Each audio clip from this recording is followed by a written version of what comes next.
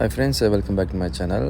Saudi Arabia மக்களோட lifestyle வந்து வித்தியாசமான ஒரு லைஃப் ஸ்டைல்னு சொல்லலாம்.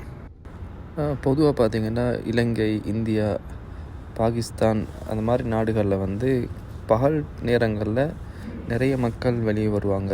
அதே மாதிரி கடைகளுக்கு போவாங்க, சாமான்கள் வாங்குவாங்க. ஆனால் இங்கே பார்த்திங்கன்னு சொன்னால் இரவு நேரங்களில் தான் நிறைய மக்கள் வெளிக்கு வரதும், பர்ச்சேஸ் பண்ணுறதும், கடைகளுக்கு போகிறதும் இவங்களுடைய வளமையாக இது மாறி இருக்குது.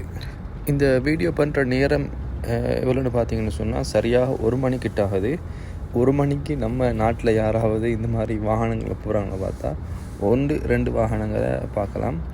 அதை விட இன்னொரு விசேஷம் என்னென்னு பார்த்திங்கன்னா, சின்ன குழந்தைகள் கூட இந்த நேரத்தில் வந்து அவங்களோட ஃபேமிலியோடு வெளியே வரதும் போகிறதும். இந்த நேரத்தில் நம்ம ஃபேமிலியாக இருந்தோன்னு சொன்னால் என்ன செய்வாங்க, அப்படியே எல்லோரும் தூங்கியிருப்பாங்க. அதே மாதிரி சவுதி அரேபியாவில் வந்து இப்போ அதாவது ஸ்கூல் விடுமுறைன்றதுனால இந்த மாதிரி நிறைய மக்கள் வந்து வெளியே வரதாக இருக்கலாம். அது ஒரு காரணமாக இருக்கிறதுக்கு வாய்ப்பு இருக்குது.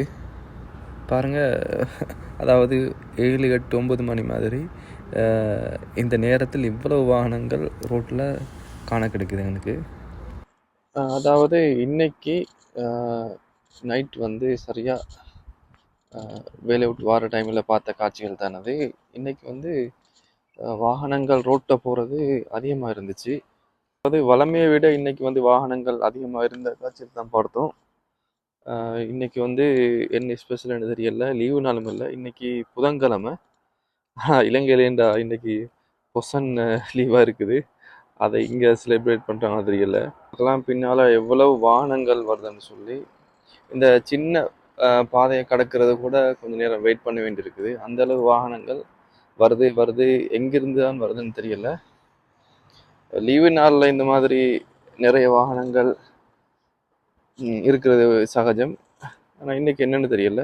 பொதுவாகவே சவுதி அரேபியா லைஃப் ஸ்டைல் வந்து நைட்டில் வெளியே வரது தான் அவங்களோட லைஃப் ஸ்டைலாக இருக்கும். என்று கேட்டால் காலையில் பகலில் எல்லாம் வந்து ரொம்பவுமே சூடு ஜாஸ்தியாக இருக்கிறதுனால வெளியே வர முடியாது.